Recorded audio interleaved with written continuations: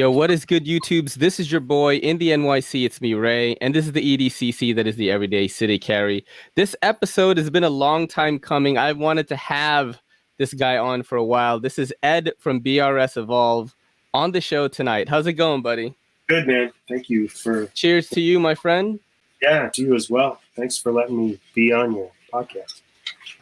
Yeah, so you asked me a question about CBD, like right before we hopped on it. I did want to get to that because I promote that a lot on this podcast. I actually don't smoke weed. I used to love smoking weed, but in my mid-30s, for some reason, even if I take just like one hit of a joint, I would get super fucking paranoid, like extremely. And then the anxiety is too much, and I started experiencing more and more anxiety. This is around the time that like my dad passed away, and I started to experience a lot of anxiety. It really fucked me up, like crippling. And I never had it before.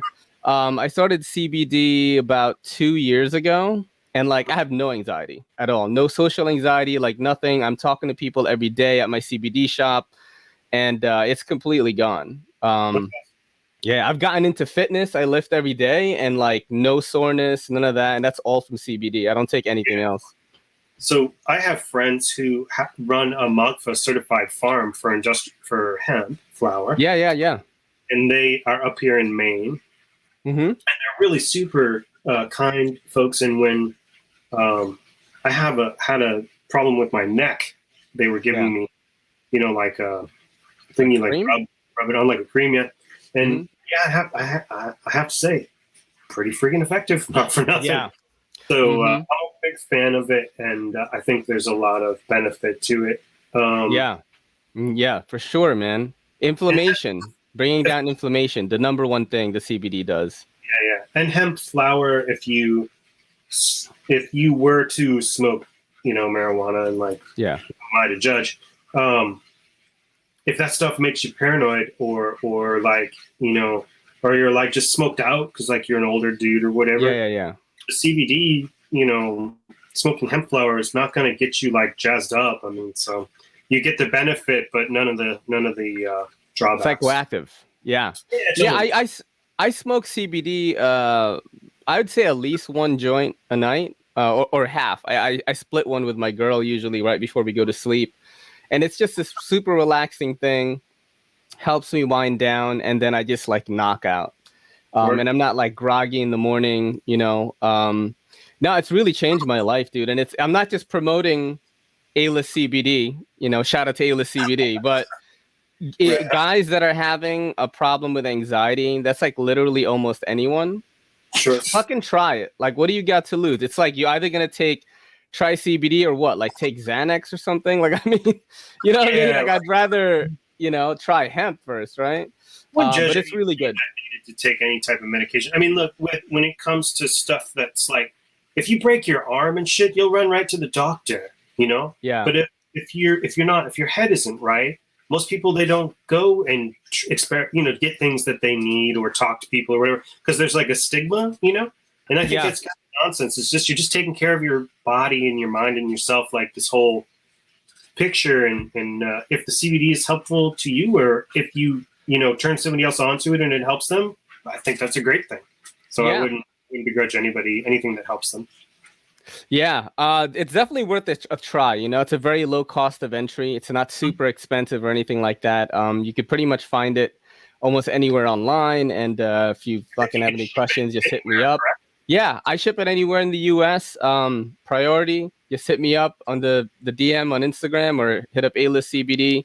We're on YouTube, Instagram. I'm like fucking, I should charge my family for like ad reads. Because I promote them like crazy. I like that, you know. Everything that we do is very much grounded in the family, you know, that was created around the idea of the companies that we run and the products and the culture that we, you know, helped to try and create, and content that we try and create. And it is a mad like family thing. Like, I don't sweat ever. If someone's looking for something that I don't have, like, I know a host of other makers and people, and like, there's just no ego here. You know, I'll send someone to someone else's door. Like I'll promote their shit. Like it doesn't bother me in the least bit. That's awesome, dude. Yeah, for sure. You gotta get the right stuff, you know. Now look, if you buy my stuff and you love it, then great. I made it just for you. Do you see what I'm trying to tell you? Yeah, you know yeah. What I mean? Like that's the relationship I want to have with you. If you want to like try Evolve stuff or BRS stuff or Revo or Vault, you know, we make that case, you know, yeah, as well. Yeah. I featured that on my TikTok today. Yeah, that's an awesome project. I'm really was really excited for it, and it did really good. It's awesome. What I'm trying to say is like you can have this like really subversive like experience with us where you just buy a product and we go thank you, and you know, or if you want to take this like crazy deep dive, you know, into us as a brand, there's like tons of like stories and products and prototypes and one-offs and collectibles. And I mean, there was even a point where we were like putting like collectible coins in with certain runs of products, and like the coins were randomized, so you didn't know if you're going to get like this like bronze one or like a normal one, and they're like really rare ones. So that we would put one out, and there would only be like one of that coin, you know, like 300 piece knife run, you know. So somebody would open that up and be like, "Oh shit," you know, I got the rare coin. You know what I'm saying? Yeah. So it's like there's a deep dive there if you want to take it, and that's what we've been doing for the past 10, 12 years. It's just building like I want to say like legacy, you know, like products. Yeah. So I truly believe in that sort of planning. Actually, I mean, that's what I'm trying to do with the channel. Is just like, you know, build this network of like kind of like trusted and loyal viewers and friends and things like that really fuck with the channel heavy, you know. And I don't necessarily have the highest view count or the highest sub count or something like that, but there are plenty of people that are definitely throwing down in the comment section and coming to the lives and like doing the Patreon and things like that. But let's get into some knife talk a little bit. So the reason why I talk about you guys so heavy on my channel, I mention you any chance I get. I feature your products any chance I get on any of my social media platforms, is because you're one of the few people that actually like believed in the channel and like sent me stuff like this BRS Evolve Overwatch here, which I absolutely love. Yeah, I love and it was during a time where like I wasn't really getting a lot of love like that. You know what I mean?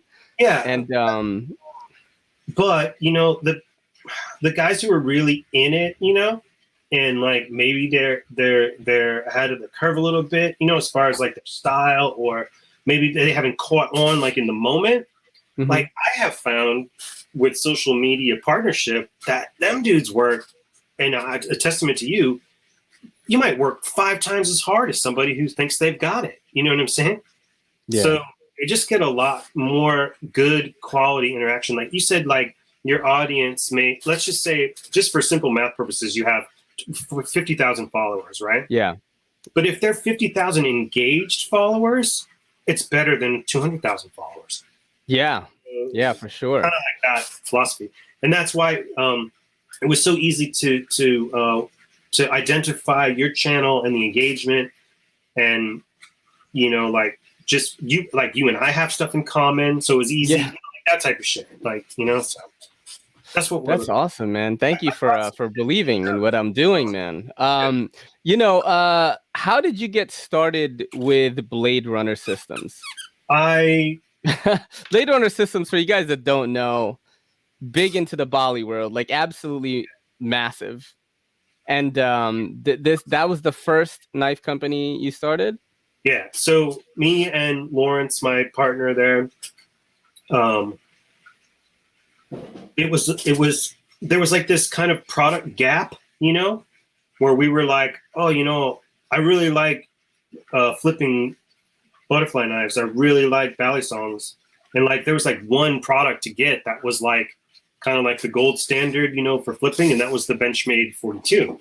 Mm-hmm. And then Benchmade was like, yeah, I don't know, you know, like I guess maybe it was like a molded tie handle, and maybe you know, that stuff only lasts for so long, and then they have to like decide, you know, do we want to get back into this project and, you know, retool up for more and this, that. I can't speak for them. I mean, I'm not trying to I don't know exactly. But at the end of the day, started noticing that, you know, there just wasn't much there for someone who really liked the like hobby of Balisong manipulation. Do you know what I'm saying? Like someone who's like, if you can go get a butterfly knife like anywhere, Amazon, anywhere. There's junk, there's stuff that's customs that are thousands of dollars. I mean, they're out there. But like a purpose-driven Balisong, one that was literally engineered ground up for flipping, and then also was a great knife. Like I wanted to own both sides of the street, like because I'm a knife guy. You know what I'm saying? Like I couldn't just have one thing. Yeah. That's where we decided to kind of like jump in and see like what could we do. So we had made a website called the Flipping Arena, which was basically like allowing people to use their YouTube videos to have head-to-head battles with the type of tricks that they were performing. And we would all just sit around and vote on the shit and be like, oh, that was sick, or I've never seen that before. And so there's this huge blossom all of a sudden of innovation with the hobby, you know, the tricks. And the more people, you know, touch knives that were existing, the more they wanted for something that was a little bit different, a little bit longer, a little bit more tail weight, a little bit less of this, and a little bit more of that, as far as material choices and so on and so forth. So this is kind of the craziest part of the story. Somehow or another, I got Lawrence's phone number. And like, I don't even know how this happened. I don't remember. He doesn't remember. And we joke about it all the time. And I called him up and I was like, look, I have this like wacky ass idea. Let's start a knife company. And like, no matter what we do, we're just going to pretend right out of the gate to just be a big company. We're just going to grow into it. You know what I mean? Like, let's have an idea and a plan and a 5-year plan. And let's really do some math. And let's see like, you know, what we can do about becoming self-funded, and, you know, here's the relationships we need to make, and here's the retail relationships we need to make. And we had this big like whiteboard of like, go get it. And we just went and got it. And I just didn't believe in no. I don't know why. You know what I mean? Like, no, there was no reason for anybody to talk to us ever until they started to realize that the kind of grassroots momentum that we were calibrating, you know what I mean, on forums and on whatever. And so when we finally went to a decent sized retailer, which was Blade HQ, and they were, I mean, they're still like so close, you know what I mean? Like, bro, like, real, you know, like a dude sent me like something for my wedding, and like it's a thing. I get Christmas cards from him and shit. I have Christmas cards up there. I'm playing. Seeing they write little notes on there. Hey, wow. Bro, like, thank you so much for your friendship. Great satisfaction watching BRS grow. I was like, oh my God, like, this is the shit, right? That's amazing. And so I went to them and I was like, look, dog, we have 200 people that want, after we made our first pilot run of Balisong, there's 12 of them. And then we followed up with another 20 because they sold out real quick. I said, I said, who wants this thing if we were to be able to find a production solution for it, and it wasn't going to be kind of like a more of a handmade, you know, style product. And we had help in doing that initially with a knife maker. Because Lawrence and I had only designed everything. And then Blade HQ was like, well, you have 200 people ready to buy this thing? I was like, yeah. And they were like, all right, we'll back your play. And that was that. That got us going. But the crazy thing is, initially, when we knew that we wanted to generate this product, we didn't have any connections as far as production capability. We were looking up machine shops. We initially went to Kershaw in Zero Tolerance. Yeah. Went so far as to actually mold up some handles and stuff based off our design. And they were very far behind. We wanted it to be a Zero Tolerance product because we felt it was kind of a precision, higher end product. Yeah. And they were so far behind with the ZT stuff, they couldn't get to us. So after a year of waiting, they released the project back to us, which was cool. It was our project to begin with. But man, those guys have been, even still, like Thomas Welk and all the guys down there, still super involved, still friendly, still talk to us, still chat. In fact, I would say that their mentorship and whatever in the beginning was really important. You know, because like they were real industry dudes that were like, look, we like you guys. We like your energy. You seem like you have a plan, whereas, you know, I mean, the old adage is this, right? You go to Blade Show, right? And you're going to see like, you know, 500 people. And next year, you know, half of them are not going to be there again. Mm-hmm. So we kept like selling out and selling out and selling out and selling out and keep showing up and showing up and showing up. And people, and, you know, they were like, well, shit.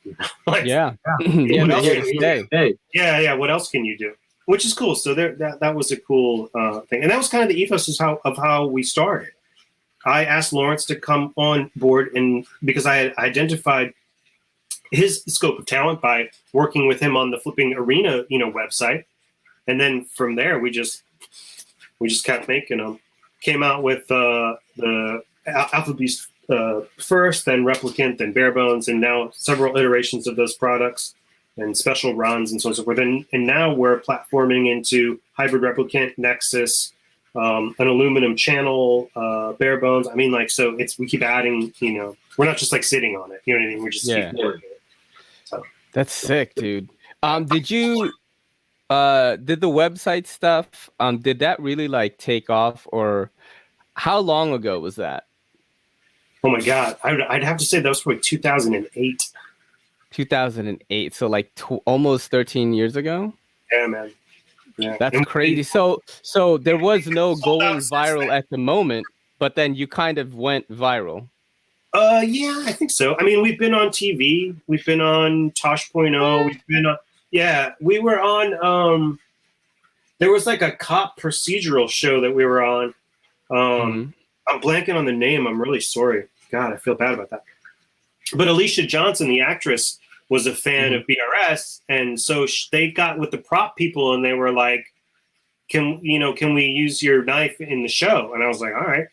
And not for nothing, there's a scene where they flip open a replicant and cut open the seat of a Chevelle that's loaded up with drugs, and they're like, you can see the rep in the, you know. And I was like, "Holy shit, we're on TV." I'm like literally Googling Alicia Johnson right now.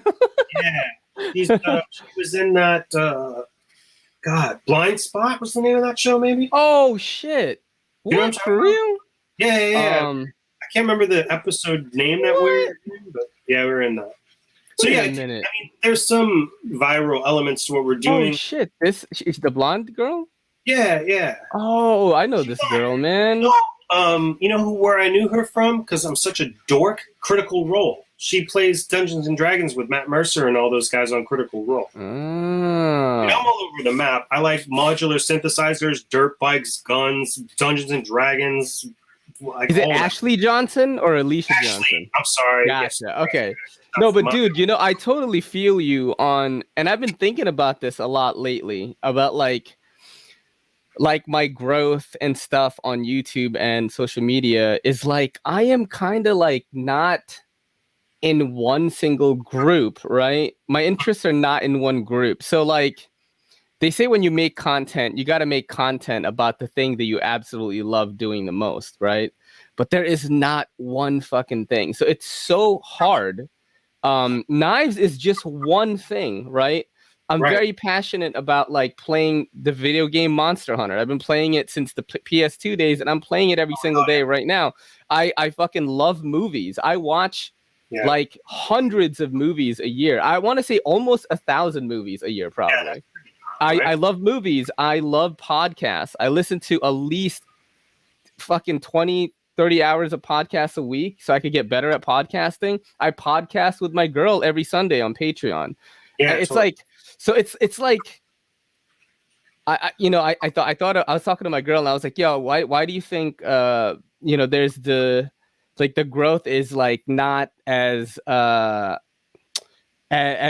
crazy as some people, right? And my girl is being mad wild. She's like, well, it's because you're Asian, you know what I mean? Like you're Asian in like a very white dominated space. And I don't know if that's the case. They say if someone who looks like you has made it in the space that you're trying to get ahead in, then you can do it too. And if I go by that rule, there is nobody. Like as an Asian knife YouTuber, there's fucking no one. You know what I mean? But what I was saying was like, I think the reason why I haven't gotten so far, even though I'm putting in the work, I'm posting every day on literally every platform, like every day. I'm doing like long form content as well as short form. Right. And, I'm putting my all into, I'm definitely putting the time, but I think it's because like I haven't reached people that are people that are like me, but I'm starting to build that core group of like people that kind of like everything, but are into knives too. And not just, Yeah. you know what I mean? It's something like that. I'm like, I've been thinking about it. And when you said that, it made me kind of like think back on that. But that's the good thing about having these types of conversations and having them with other people in the knife industry and having them with other people in the CBD industry. And you can start to like cross the streams. Like every business person that I meet, I'm always like, tell me everything about what you do so that if I can pick things that are applicable that make me a better CEO or me a better business person or me a better salesperson or me a better, or in your case, a better podcaster, a better presenter, but like I'm constantly like building myself. So like I build my body in the gym. I'm exercising my mind. I'm meditating on what I want to grow this business into with my friends. I'm working with my close friends. I mean, for real estate, don't work with your friends. Fuck that. If you can do that, you should do it. Yeah. I'm having a blast working with my homeboys. And I'm telling you, I got two of the best dudes. And if you count the relationship that I have with the people that do the domestic manufacturing for the Balisongs, I got two more friends there in Travis and Nicole. I mean, like, this is a group of people. Wait, your Balis are domestically made? You have to make Balis domestically. You cannot import. It's completely illegal. Yeah. We only do domestic Balisong. That's why when we gave Nexus to Revo, we're having a domestic solution for it. So we invented a lower end Balisong price point wise, and I thought it would be good to have that available through Revo because it's a great way to get attention on Revo, but also Revo was the right place to make that. Do you know what I mean? Yeah. Mission statement there too as well, you know? And I'll tell you, man, like creating this, ecosphere, you know what I mean? I think entrepreneurs like yourself and myself and other people, we are the new Renaissance man. You know what I'm saying? Like, because I'm everywhere, dog, and I don't, no ego, no nothing. I want to hear it. I'm so interested in, what everybody's up to and how it may be applicable to make me and this company better and more tangible and more accessible and more, you know what I'm saying? So like, I agree with what you're putting together, as far as creating that, like I said, like this ecosphere of like stuff. We're doing that, I think, with the knives, the EDC gear, with the domestic and import product, and we're really touching a lot of pieces around that, like cornerstone of BRS, this like company that's known.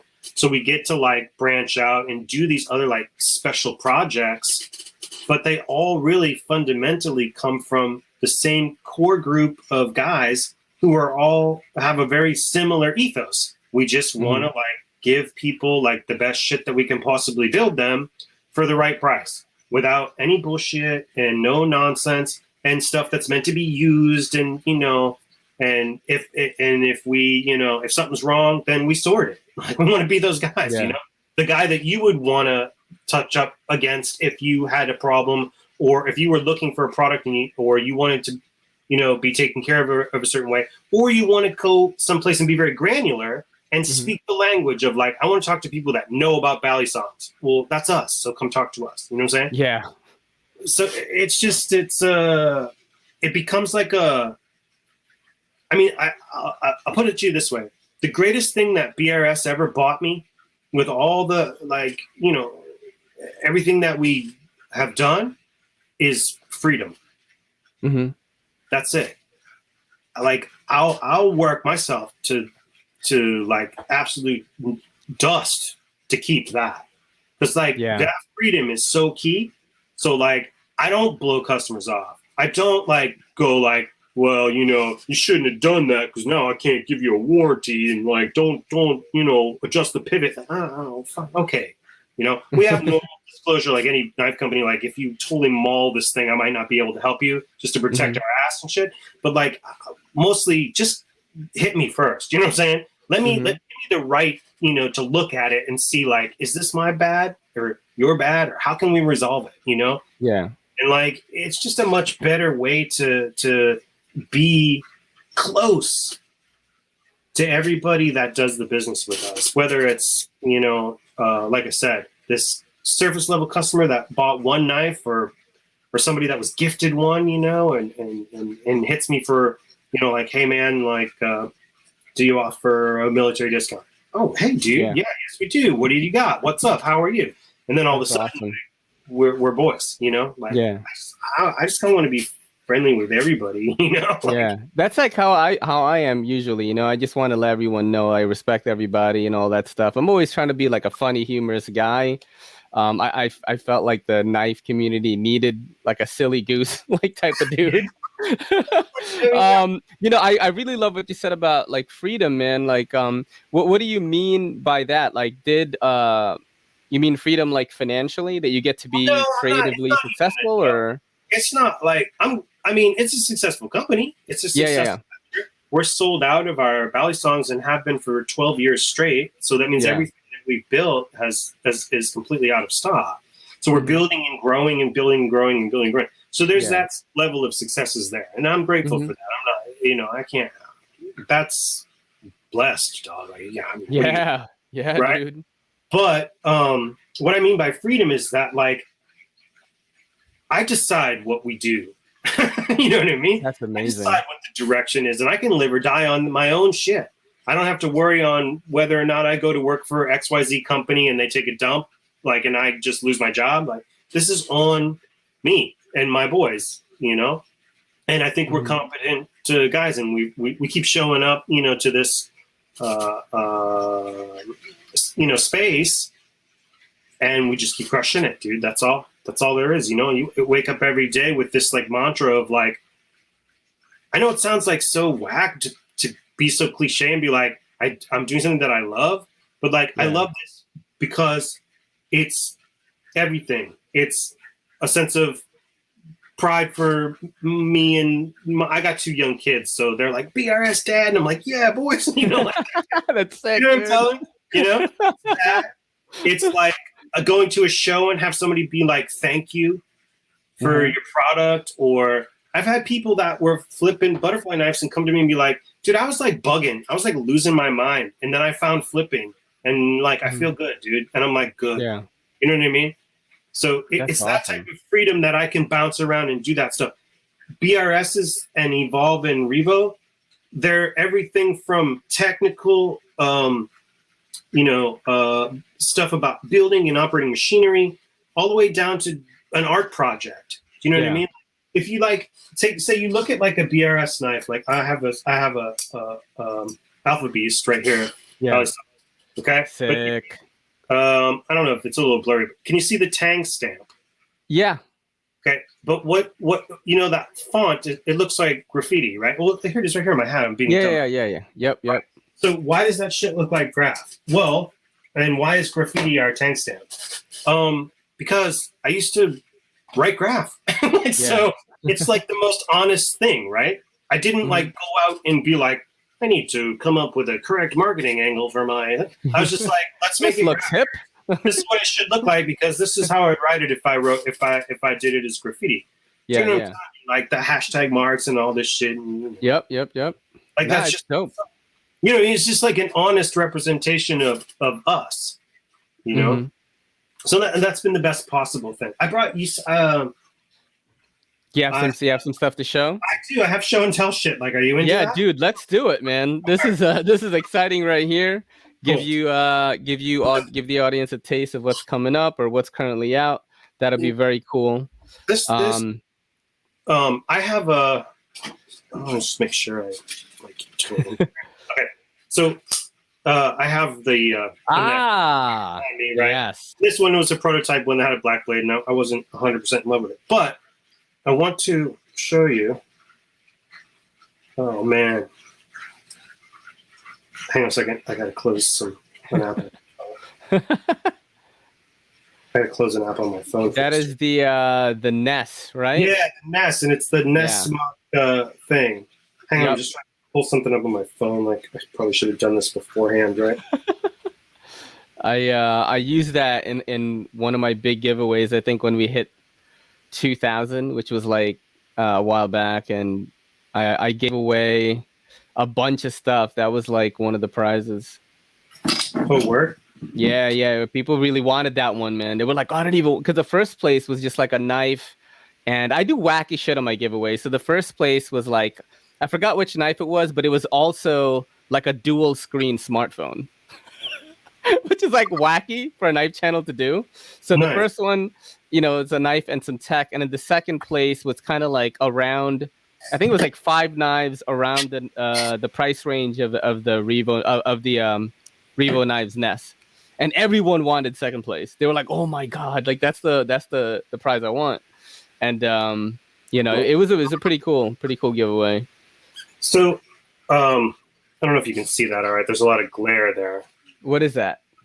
That is an NFT, NFC, thing. So you can fucking run your phone over this and scan this knife and get all the information about it and the warranty info and all that stuff. That's crazy. But how come I never saw anybody do it before, so I was like, "Fuck it, is this something we can do?" So we started experimenting with it, and I found out that I can do it. So I'm just telling you about it here just for fun. We haven't made it official yet, but it's just something that's just the way we think, like, so this is outside like the box. I love it. It's like a smart knife. Like if you wanted to, because the see, it says open link, and when you open it, just takes you to the manufacturer's website. That's I just awesome. But like if you these are all programmable, the NFC chip. Yeah. So with like NFC tools on your phone, you can hover over it and be like, if lost, return to Bob Jones, blah, blah, blah, blah, blah. What? So how would you know that there's a chip in here? Well, what we would do is we might take the mill and ghost an image of the NFC chip right in the G-Text. Yeah. We're just That's pretty dope. But it's kind of like a weird, like that's the type of shit that we're into. I love that, bro. Like people that are doing something. That's one thing that I've always liked about your knives, whether it's Revo or BRS Evolve. You guys just like really go for it. We're in like the knife scene right now. To me, like I'm not really that excited about a lot of releases. Like I'm not like a steel guy. You know what I'm saying? Like I'm not doing hard use. I'm not doing any of that. So, like a sprint run of a PM2 and Maximet doesn't like get my dick hard or anything.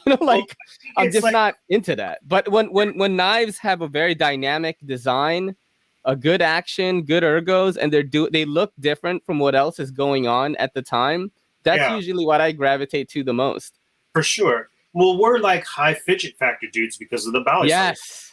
You know what I mean? So like when we design other knives, I kind of like, I know that they're going to get used, but I also want them kind of to get played with, in a way. I don't know. I guess kind of dorky way of saying it.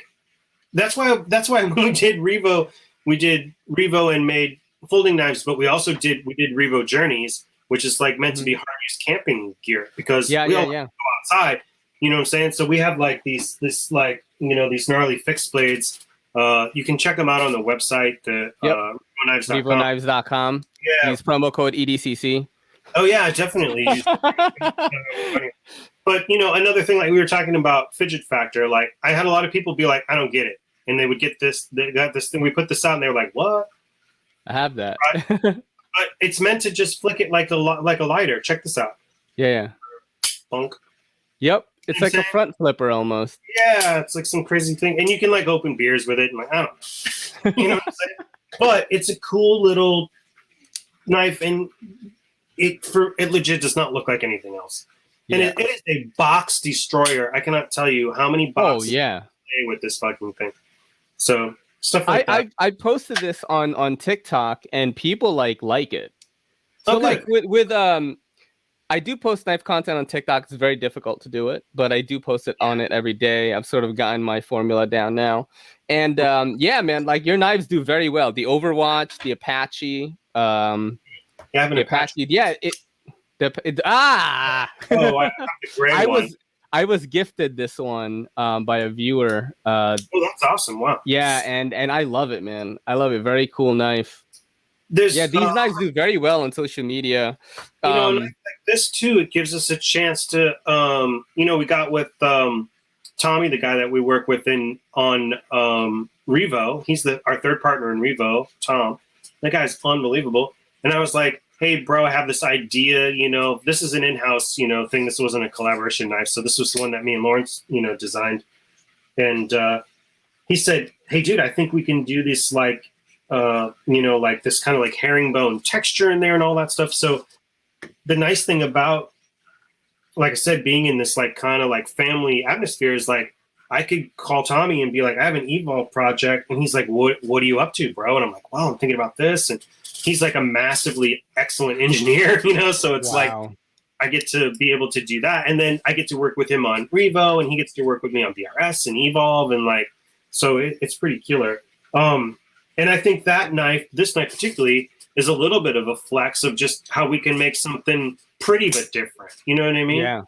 Or it has a lot of styling cues and a lot of interesting things going on in the pivot, and but it doesn't look like everybody else's stuff. Exactly, and I love that, man. I want to say I think this was the first BRS Evolve knife I ever got. I think, and then what's crazy is you hit me up like a couple of days later after I got it. And you were like, hey, man, I love your stuff. Like, I want to send you a few things. And I was like so excited, because like I said, like not a lot of people were really, for the same reason you like my stuff, because it's fresh. You know what I mean? Fresh yeah, it was awesome, man. It's really awesome. Hold on, let me see if I could pull something up. Project in for a long time. Yeah. Oh shit! What is that? So yeah, that is what you should say. This is a Vault Runner, and the prototype, and this was Les Voorhees, really great custom maker, and we wanted to do this collaboration, and we got so much inquiry for Balisongs when we started this project that this is literally still sitting. I've got like lock bars, and I'm still trying to get all the butterfly knife orders and keeping on with that. So that's kind of parked, but I showed you the AB before.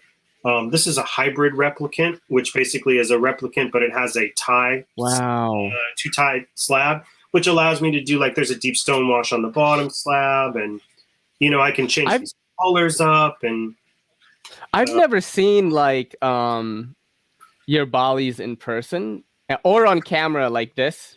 They look fucking sick, dude. Yeah. Like I wish I could have them. I can't though. Don't send me any, bro.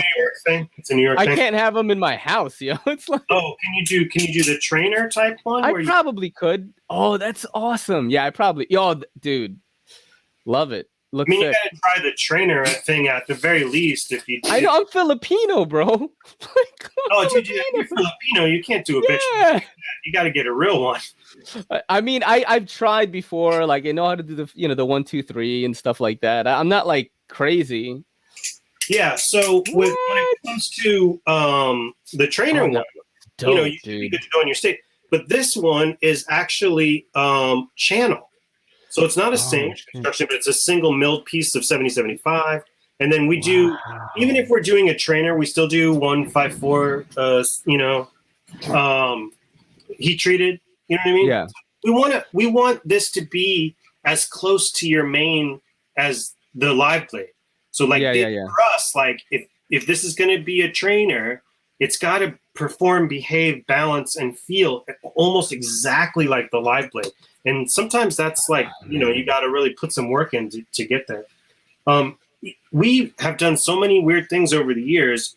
If you could ever find one of these out in the world, this is a 2-finger nuck that's modeled off an AR, and it opens beard on the end there. And we did this with my friend Aaron, who runs Solos Hold, and guess what his gig is? He builds screen-accurate lightsaber replicas, and he has a machine shop. All this guy does. He is mad talented dude. So he helped us out when we first made a few prototypes and different things. In fact, he worked on some of the first prototypes of this. The fragment. And people chase down his lightsabers. Like, he's like mad famous in replica lightsaber land. So that guy's an awesome dude. But what's his social media? Does he have social media? Solo sold? Yeah, Aaron's a cool shit. But we did this knock, and then we did another one that was like a broom handled Mauser. Yeah. And then we were gonna do another one that was a 45, and another one that was a 9mm. And everybody just got too busy. We got too busy with Balisongs and his lightsabers and his replica props. He does like the Rey's gun from Force Awakens, and dude's mad talented. He's crazy booked up. That's crazy. Are you a big Star Wars fan? Are you a big Star Wars guy? Or I'm a Star Trek and Star Wars fan, so I got nerd. Like, I got deep nerd. I've got mad. Yeah. I am a super nerd, bro. I'm talking like Magic the Gathering, Doctor Who level nerd. Like, I watch anime too, so I'm super nerd. But you know what it is? I got into fitness lately. Right, so I've been working out like 6 days a week for like almost 2 years now. I'm starting to like body's finally starting to change, and like I was like, I want to be a nerd that's like jacked. Yeah, right. That's like, because I'm super nerd, bro. Like really, I love all of it. When I was younger, I boxed a little, and because I'm only 5'7", so they wanted to keep me so light all the time that I never really got to my natural weight. So when I got 5'7", you got to keep light, bro. Right? Dude, I'm dropping down to like 122 pounds, bro. Yeah. So it wasn't right for me. And then I stopped doing all that type of things in my late 20s, and I started eating like a normal person. And then later on, I think I was 36. Was the first time I kind of like wandered into the gym with a friend of mine from a job that I used to work at. And this guy was fucking jacked. He was like crazy jacked, dude. And I was like, I want to get jacked like that. Like, I didn't get there. I mean, look, I'm not huge, but I went from like about 130 pounds to about 170 pounds. Wow.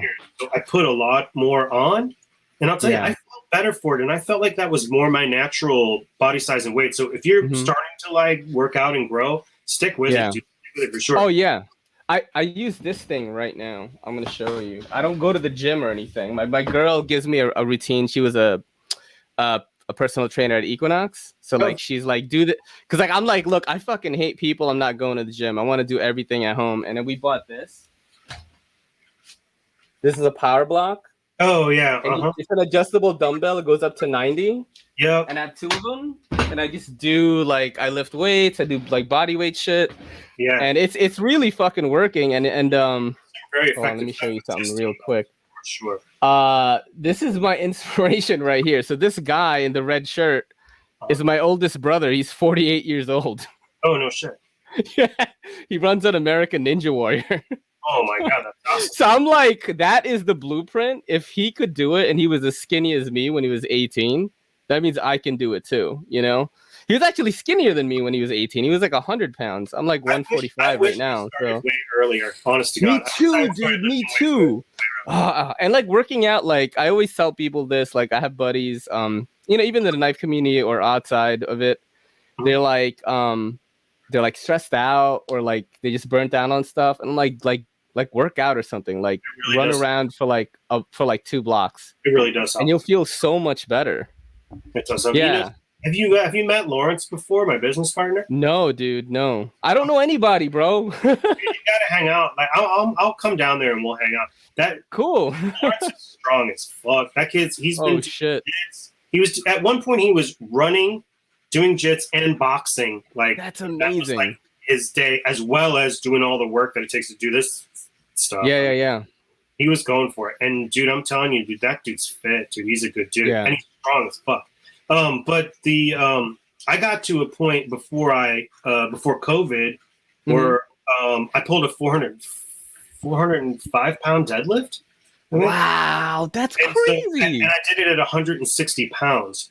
So damn, dude, that's fucking strong, bro. I thought that was strong, but dude, there was another dude in the gym that was 5'6", 155 pounds that hit a 600-pound deadlift. What? But how long has he been like working out though? Frank's been working out for forever. But that's, you know, like when your muscles are like super mature, Yeah. like you can fucking develop some strength, you know? That guy was strong, like crazy. Dude, that's a lot of weight for somebody that's like 5'6" or something. Yeah. That's crazy. Fucking beast. But I have not gotten back to that since COVID, which sucks. So I just re-upped our membership for myself. They have a pool there, so it's great because I can take the kids. They can swim, and my wife can chill with them, and then we can swim. Awesome. You know, like I'll swim, and then she can work out. Yeah. And I'd like to get back to that. But I'm 46, so putting on muscle at this point is like a mad uphill battle for me, dog. So I thought that. And then I saw this fucking old guy on TikTok that started at 50 and he's 65 right now. And the dude is super fucking jacked and he just works out at home. Like, I'm like, yo, you know, because I knew that if I signed up for a gym, I would have a lot of like, I would give myself a lot of excuses not to do it. Right. So my choice, because my girl and I were watching UFC one time, and it was like the 145ers, right? I think we were watching One Championship, which is like the Asian equivalent of UFC. There's a lot of guys there that look just like me that are like super jacked. Are you about 145? Is that what I was before I started working out, I was like barely 130. Oh yeah. And I just packed on weight, good weight. I'm probably gonna keep eating 3,000 or more calories till about July 1st. Then I'm just gonna shred. I'm gonna get Shred City because I'm getting married in September. Oh, congratulations! So I'm gonna start shredding down in July and just get super shredded, and I'll probably shrink back down to 140. But I will be fucking jacked though. But the thing is like, I saw that we were watching UFC, and I told my girl like, I was like, you want to fuck that? Like, you know what? Tell me what to do. And she gave me a 6-day rotation, and she changes it every couple of months, and I just follow that, and I eat like really, really sad stuff. I eat a lot, but it's like sad, bro. Like fucking air fried chicken, right? Like the same thing, and then one day a week I fuck off a lot. That's what I do. Yeah. But you know, I'm super into it though, and I think my the old noggin is a lot better because of it. I agree. You know, for sure. For your, it's mind-body connection is, you know, I mean, coming from someone that flips razor sharp knives for like you can't, you know, you can't suck, you can't be unphysical, you can't be uncoordinated. And, you know, I've put a lot of thought and effort into concocting tricks and aerials and different moves and some of the stuff that these guys are doing now. Like we just came back from Blade Show. I did not make it this year, unfortunately. I had some shit that kept me away from it. Yeah. But Lawrence and Tommy were there, and we do a great big competition there in conjunction with Balisong. And like, if you watch some of the footage of that stuff, which I think is still available online from Blade HQ, the stuff that guys are doing today, unbelievable. Yeah, unbelievable. It's insane. So, yeah, there's some crazy shit going on there. But I've always been really interested in fighting and you know, and fencing and fighting and boxing and Balisong and martial arts and all that stuff. That just captivated me when I was a kid. I used to get those kung fu magazines and just be like, oh, dude, and they had all those weird weapons in there, and I would just be like, fuck yeah. I don't know. There was something about that, you know, those older martial arts magazines. Yeah. You know, like that stuck with me. And it's something like that, like when I see a comic book rack now and I hear the creak, you know, and I go into like we have this place called the Dirt Mall, which is basically like a flea market because it's all outdoors. We just call it the Dirt Mall. Yeah. And you can just go through racks and racks of comics and shit, dude. And like just to smell those shits and shit is like taking me back in time, dog. You know Yeah. I used to collect comics too. Like I remember when Image Comics first started, and I just bought like a bunch of like Spawn issue number 1s because I knew the deal already. I was like, these number 1s are gonna go for something big, and I just bought a bunch of them. And I think when I left my entire, like, I had like 2 boxes of like pretty premier like comics, a lot of like you know, the black costume like Spider-Man. I forgot which issue that was, like when the first when it first appeared and shit like that. My cousins though, they like sold it for rent money, and like I couldn't like feel bad because like they're in a third world country and they were like poor. So I was like, no, it's cool, but dude, that would be worth so much now. You know what I mean? Like, that stuff is worth bucks. I have you said Magic the other earlier. I have Magic cards that I've camped on. That I had like sealed boxes of Ice Age and shit, dude. What? Like, what? Do you still have it? No, I ditched the Ice Age and Homeland stuff like a couple of years ago. Dude, Magic was fun, bro. Yeah, that was Magic. I loved Magic, man. Now they have the arena shit on PC, and I played it. Yeah, I played it. It's fun. It's fun. Yeah. I just don't know. I don't have the time to like sink into it like I used to. I play that shit with my kids. I play that shit with my kids. I play D&D with like the actual cards. We play Magic together, and we play D&D on Sunday when we can. Yeah, if I'm not working. That's so sick. Yeah, I love that. Do that stuff too. That's good parenting right there. Are you flipping a Berserk right now? I saw a Berserk. I have a different Berserk. What? Yeah. That's a flipper Berserk.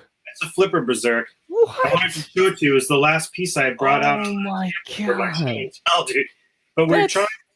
We have a flipper warden coming. You do? I have a warden here too. You know the Vipera, which was the little like little tiny pen knife type of thing. I don't know if I've seen that one. We blew it up and we made Vipera XL. So now there's a flipper Vipera that's going to be inexpensive and ready to rip, as well as a warden with a flipper tab instead of the thumb ramp. So the thumb ramp. Is that a Revo Vipera? Yeah, all Revo stuff, yeah. So, let's see. I like that space, you know. People like, you know, it's a tough space. I get it. You know, there's I guess the budget nice space. It's tough, man. You know, it isn't, right? You know, because again, like I'm not everybody else's stuff. You know what I mean? So at the very least, like, you know, if you are sick of status quo inexpensive knives, there's something else you can check out. I was telling people like this is one of the best deals out there right now, especially on BHQ, because this was like $36. Yes, sir. Yeah, and it was like 90 or 18 MOV with G10. Correct. I'm like, yo, you know, like I was telling people like if you want like under 40, this is a really good deal. The steel that you get, you know. Right. So when you start getting into those price points, do you have to put a bearing in it? No, not to compete. But you do if you want to kick ass. Do you have to use? So we have the carbon fiber nests, right? Yeah. And most people, well, I don't know. I'm not trying to be. I'm not being blaminative. Or I'm not being like, so and so would do such and such. I'm just saying some people would elect when building that to use carbon fiber laminate. Mm-hmm. We used a solid chunk of carbon fiber. That's awesome. I just want people to understand. That's the type of dudes you're dealing with when you come and deal with us. I don't want to use flunky ass carbon fiber laminate. If I use a real chunk of carbon fiber, then forget it. It's not right for that project. Let's find a product that it's right for, and, make it happen. So it's just kind of stuff like that continues to keep us in our own space, but also allow us to play in and around price points where I feel like we are delivering. We're maybe over delivering, which is fine with me in this growth phase, and because I think it speaks well to what we want to do and be as a company. I want you to get something to be like, oh shit, these guys kind of went for it.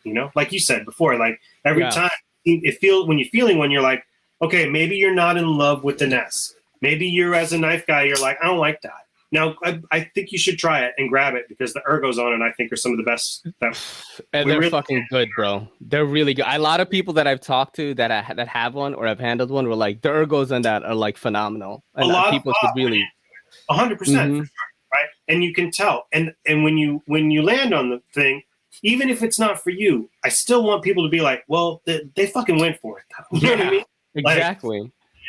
The knife actually works really well. When I first saw it, I was like, I didn't get it because I don't know about the Nessmuck blade. I'm not, I don't really know a lot about that stuff.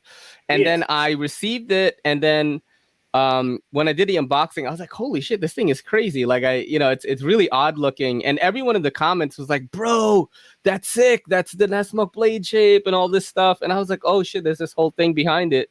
And then the more I use it, I was like, the ergos on this are really good.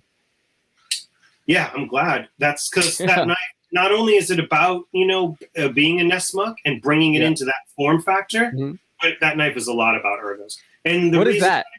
This is a Nomad from Steve Dumchus. And this is our lab that we did this Nomad. And the reason I pulled it out was because I just wanted to show you, like, our thing is like the chevron, right? Yeah. Well, there's chevrons inside this scale as well. So when you tilt this, it makes the logo. Oh, shit. That's awesome.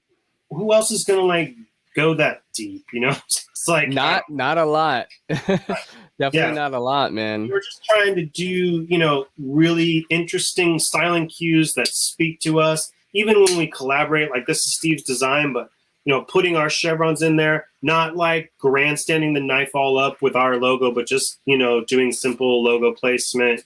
Yeah.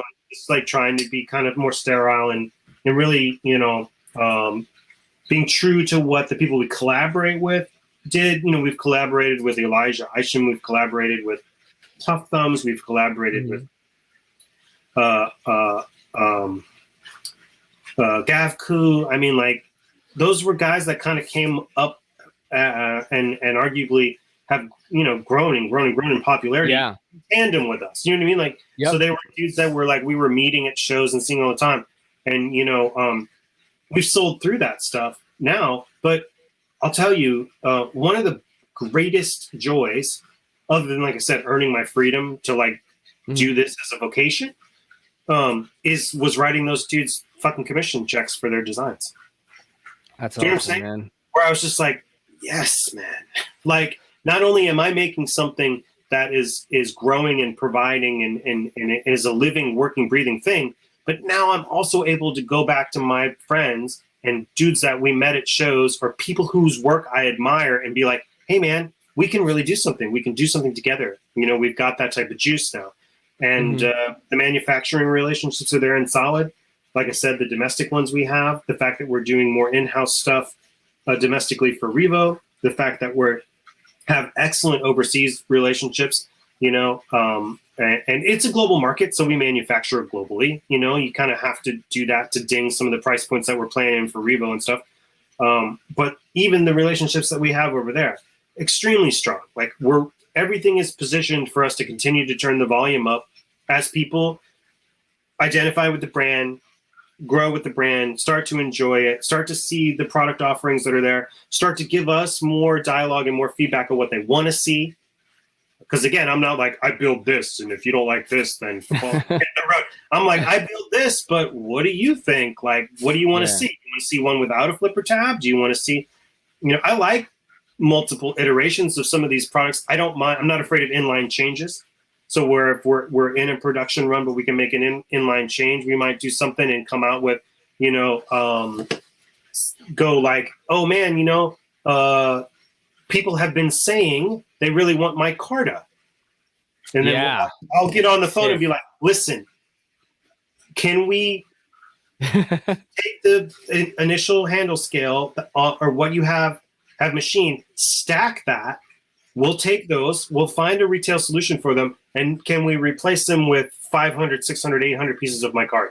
That would be sick. You know what I'm saying? And so we did that. We'll be offering a micarta next. Nice. It's just that type of stuff. But it's not that we didn't want to do the micarta, but it was nice to hear the people be like, oh, dude, micarta, and I'm going to buy two. And I was like, oh, micarta is so hot right now. Like, I know, that right? is like the hot handle material. That's why I wanted to have you on here, man. And I really liked having you on here and how you explained like your vision and things like that. I think that it is, I don't want to say it's lacking, but it's refreshing to hear that from someone who's like so down to earth like you, who's running this, like,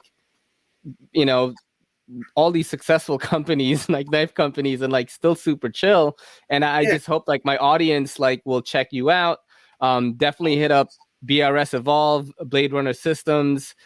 Vault. Revo Knives, Vault. Dude, Vault is like the jump off right now. Everyone I know that has Vault is like, this is the shit. Like, sold out. Yeah. You know what's crazy? The first time I really got a mini history lesson about BRS and BRS Evolve was from Backpack B. I know you know him. Right, Dude, yeah, I watched that video of how he explained who you guys were with the motion graphics and how you worked with Elijah Isham for the Eon, right? Was it the Eon? And I was like, first of all, I had to hit up Backpack B and was like, dude, you're doing my podcast next week. This is awesome. But then like, that's how I got like in touch with you guys. That was the first message I sent to you. I was like, I tagged you and I was like, hey, Blade Runner Systems, you should hire this guy. Yeah, and for sure he is, I don't want to say was, a great social media partner. And you know, sometimes you get with somebody and they're like, yo, I'll do let me get some knives, man, I'll do a review. And you know, it's not about even the quality of the review or whatever. It's about like social media partnership versus some dude that's just going to do a review and be like, and that's the Revo Nest, good night.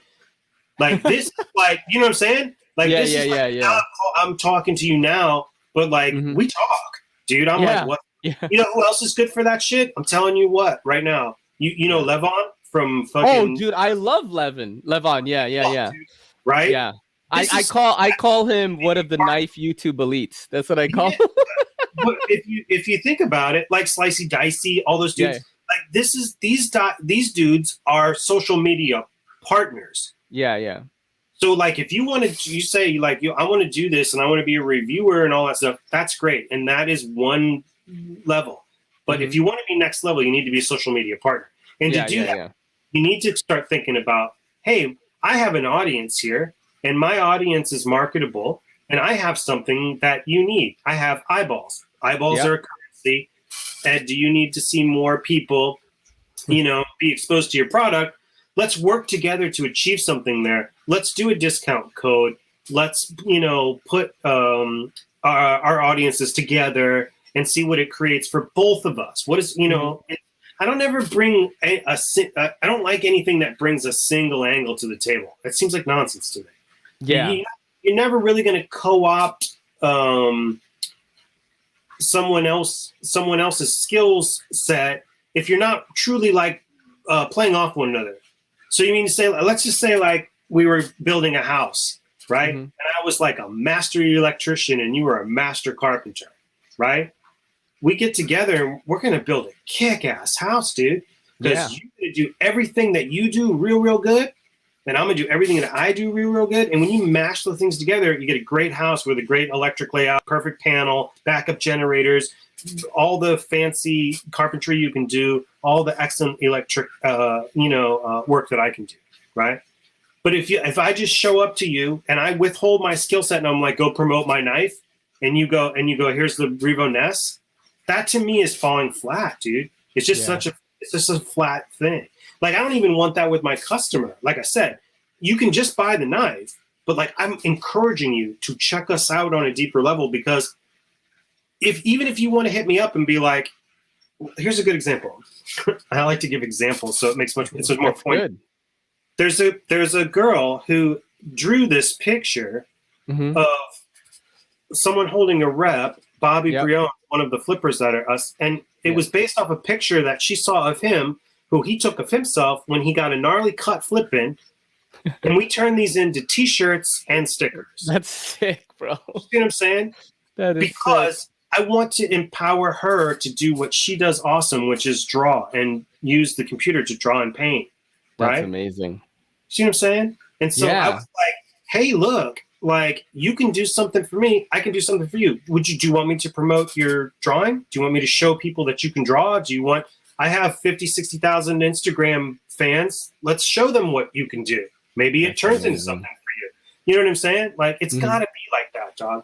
And like, if you do that for one another in the knife community, I think you'll find that type of inclusiveness and utilizing off of one another's skill sets, the sky's the limit when you do that shit. It really is. I can't do everything, especially trying, running 3 engines like we're doing. So playing that can't be in all places at once. But when I come across someone that I can make true partnership with, it's always I'm giving something, they're giving something, And we've had a lot of success in doing that. And I think that's why a lot of people have found it easy to align themselves with our mission, because it's not just our mission. It becomes the mission. You know what I mean? That's beautiful, man. That is beautiful. And we're going to end it on that note, my friend. It was such an honor to have you on here. No, it's my everyone, please check out Blade Runner Systems, BRS Evolve, Revo Knives, Vault Case. You could look through my socials. They're on Instagram. They're all over my social media. Like literally anything you go to, whether it's Twitter, TikTok, YouTube, Instagram, you will see them like everywhere. I always rep these guys, and I absolutely love what you guys are doing. Enjoy yourselves. Get yourself something. Use it. Have fun. Give us the feedback. Talk to us. Engage us. We're ready for that stuff. Thanks for having me. It's my pleasure to hang with you. Obviously, we need to get together and talk about magic comic books here.